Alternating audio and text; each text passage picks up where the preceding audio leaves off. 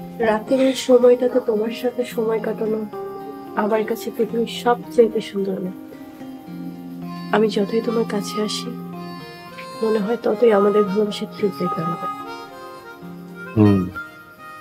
কি সে কখন থেকে তুমি হু হা করে যাচ্ছ? তোমার হয়েছে কি বলো তো?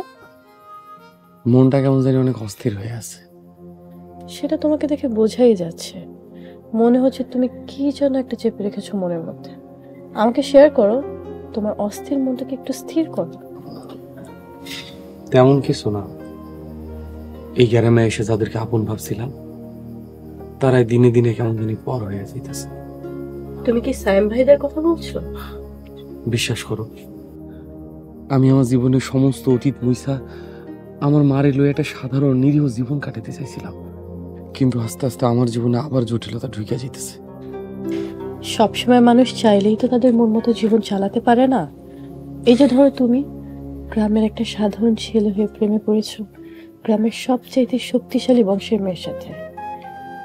তোমার সব হারা পাগলি মার যতটুকু অবশিষ্ট আছে তার উপর এখন নজর পড়েছে গ্রামের সবচেয়ে শক্তিধর দুই বংশের। তাহলে তুমি কিভাবে নিজেকে সাধারণ ভাবো? তাইলে আমরা মানে কি করতে পারি? তুমি যেভাবে বলছো তোমার মার জমি তুমি কাউকে দখল করতে দিবা না, ঠিক সেভাবে যদি তুমি তোমার ভালোবাসা হারাতে না চাও তাহলে তোমার ভালোবাসা তোমাকে যুদ্ধ করেই জয় করতে হবে। আর যদি তুমি তোমার অধিকার ছেড়ে দিতে চাও তাহলে সেটা ভিন্ন কথা। না, সাইডে দেওয়ার প্রশ্নই আসে না। আমার মা আর আমার ভালোবাসা দুইটাই আমার জীবনের চাইতে প্রিয় আর আপন। এই দুইটারে বাঁচানোর লাইয়া আমি আমার নিজের জীবনটাও দিয়ে দিতে পারি। তাহলে ছাগলের মতো শান্তশিষ্ট হয়ে বলির পাঠা হওয়া কোনো বুদ্ধিমানের কাজ না। বাঘের সামনে দাঁড়াতে হবে সিংহের মতো। আমার ভালোবাসার এমন শক্তি যারে কখনো হারানো যায় না।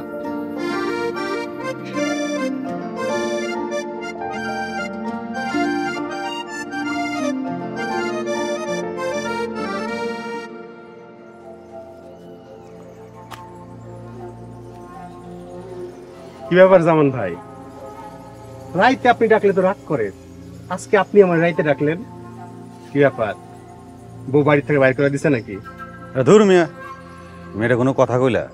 বেড়া মানুষের মতন বেড়া মানুষ হইলে ওই সমস্ত বউ দুই চারটা থাকে পায়ের তলায়। আজ মনটা খুব অস্থির হয়ে আছে, এর লেগে তোমারে ডাকছি। ঘোলা পানিতে ডুবাইতে হইব তাই তো? শোনেন জামান ভাই, আপনারে আরো একটা সংবাদ দিই, যেটা শুই না আপনার শরীর আরো চাঙ্গা হয়ে যাইব। কি সংবাদ? জামান ভাই, আমি তো আপনার কাম কইরা ফেলাইছি, বাড়ি কিনার লাইগা চেয়ারম্যান সাহেবরে রাজি করে ফেলাইছি। কি কও? এটা তো খুবই দারুণ খবর। হ ভাই, খালি স্ট্যাম্পে তমাপার সাইন লাগবো, ভোটার আইডি কার্ডের ফটোকপি আর ছবি লাগবো। কি কও? এইসব লাগবো? এগুলা ছাড়া কোন পাগলে সম্পত্তি কিনবো? আচ্ছা ঠিক আছে, দেখুন। জামান ভাই, এখন আমার কামটা যে করে দিতে হয়। খাজা, তুমি তো অস্থির, এত টেনশন করো কেন? তোমার কইছি না কাজ হয়ে যাবো। আজ একটু দিল মনটাকে চাঙ্গা করে লই, তারপরে দেখুন। চলো। ঠিক আছে, চলেন। কালকে আপনি কামটা একদমই ঠিক করেন। ভালো করছি নাকি খারাপ করছি সেটাও তোর জিগাই নাই, নাকি তোর কাছে আমার কৈফিয়ত দিতে হইব? ভাই, আপনি আপনার মার শান্তিতে আছেন, ভালো আছেন, থাকেন না। আপনি কিল্লি গায়ে চেয়ারম্যান বংশ আর মোল্লা বংশের রক্তারক্তির মাঝখানে গিয়ে খাড়ায় আছেন। আমি কোথাও খাড়াই নাই, তোরাই আমার এটা এনে নিতেছিস। দেন ভাই, আমি মহারানীর লগে কথা কইছি, কইছে আপনার মার জমিটা ভালো একটা দাম দিয়ে আপনাকে বুঝাই দিন। খালি কইছে গিয়ে আপনার মায়ের লয়ে গিয়া জমিটার মালিকানা দিয়েই দেয়। মহারানীর খুব শখ হ্যাঁ একটা গোরস্থানে, গোরস্থানে হোক। তোর লাশ দাফন কইরা ওখানে গোরস্থান হইব না। চাইলে তুই আমার এতিমখানায় প্রথম এতিম হিসেবে থাকতেই পারস, আমার কোনো আপত্তি নাই। ওইখানে এতিমখানাই হইব। পিয়াস ভাই, আপনার মার মতো না, আপনার মাথাটাও নষ্ট হয়ে যাইতেছে। কারে কি কইতেছেন আপনি? হুশ করে কইতেছেন তো। যদি এটাই ভেবে থাকোস তাহলে আমার সামনে থেকে যা, নাহলে এই কোতালের পো প্রথম তোর খাইব। দেন ভাই, আপনি নিজেই আপনার মরণটা কাঁদতেছেন, বেশি আবার না হয় আপনার রক্ত আমার হাতে।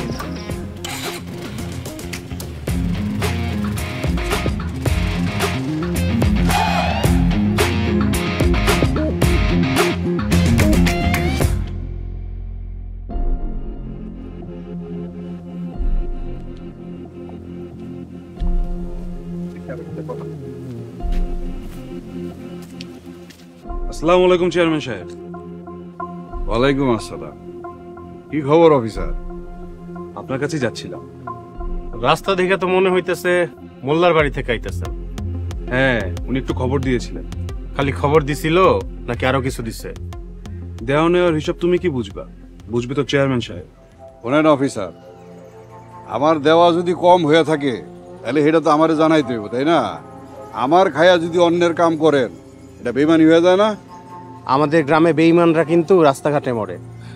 আমি তো আপনার ক্ষমতা পুরোপুরি ব্যবহার করার সুযোগ দিয়েছিলাম, আর আমি শুনছি আপনার বংশের ক্ষমতা, তাই ভেবেছিলাম যে জমি আপনার দখলেই যাবে। আমি তো আমার লোক দিয়ে লাশগুলো নিতে গেছিলাম, কিন্তু আপনি তো হাইরা গেলেন চেয়ারম্যান সাহেব। আর যদি এখনো কিছু হয় নাই, এটা হয়েছে এটা দুর্ঘটনা। ওই জমি আমার ছিল, আমারই আছে। কিন্তু মোল্লা সাহেব তো অন্য কথা বলতেছেন। উনি বলতেছে যে তার ভাগিনার বিজয় মানে তারই বিজয়। আরে পিয়াস তো পরীর পোলাই না, ভাগনা হয় কেমনে? পরীর পালক পোলা যদি মোল্লার ভাগনা হয়েই থাকে, সেই হিসাবে ও তো আমার আরো বেশি কাছের লোক, তাই বিজয়টা আমার না। এখন আপনি কি করতে চাচ্ছেন? পিয়াস নামের আলগা ময়লা যেটা আছে এটা সাফ করে আরে থানায় লইয়া যান, হাজতে বইরা একটু বুঝ দেন, আর যদি বুঝ না মানে পার্মানেন্টলি বুঝার ব্যবস্থা করে দেবেন।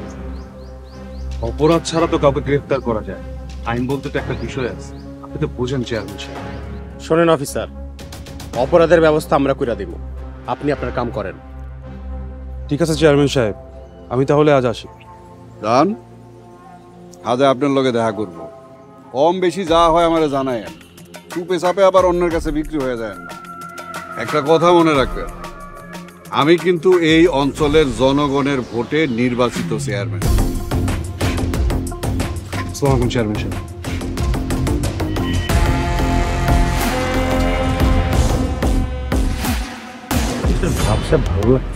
হ্যাঁ, আব্বা সকাল সকাল মিষ্টি লয়ে এলা, কোনো খুশি সংবাদ আছে নাকি? অরে মা, খুশির সংবাদ। আমাকে বংশে একটা খুশির সংবাদ আছে। কি খুশির খবর রে মিজান? সাদ্দাম মোল্লা আর পাগলির পোলা কি খুনাখুনি করে ফেলছে? না আম্মা। তাইলে আম্মা, আমাগো সংসারে নতুন মেহমান আইতাছে। আপনার বৌমা সন্তান সম্ভাবনা। ওয়াও, এটা তো অনেক দারুণ খবর। তোমাদের দুইজনকে আমার তরফ থেকে অনেক অনেক অভিনন্দন। জান, এটা তুই কি শোনাইলি? এটা কেমনে সম্ভব? কেন আম্মা, আপনি খুশি হন নাই? আব্বা, তোমার মায়ে তো মরার খবরে আর খুনের খবরে, মানে দুনিয়া ছাইরা যাওয়ার খবরে খুশি হয়। নতুন কইরা দুনিয়াতে কেউ আইবো এই খবরে খুশি হয় না, তাই না বুড়ি? কইছে তরে শত, তোর পাঞ্জামা হঠাৎ করে পেট বাজায় ফেলাইলো, এটা তো অনেক তাজ্জব ঘটনা। তাই আমার বংশে নতুন মেহমান আইলে আমি তো সবচেয়ে বেশি খুশি হব। সবই আল্লাহর রহমত আর আপনার দোয়া আম্মা। শকুনের দোয়ায় গরু মরে না আব্বা, আবার কারো কারো দোয়ায় রহমত বাইরা যায়। আব্বা, মিষ্টির প্যাকেটটা আমার হাতে দাও। খুশির সংবাদটা তোমার মারে মিষ্টি খাওয়ায় শুরু। নগদ পেমেন্টে 500 টাকা পর্যন্ত ক্যাশব্যাক আর লেনদেনে প্রতিদিন ডিপ ফ্রিজ এবং ঘন্টায় ঘন্টায় এসি টিভি সহ দারুণ সব গিফট।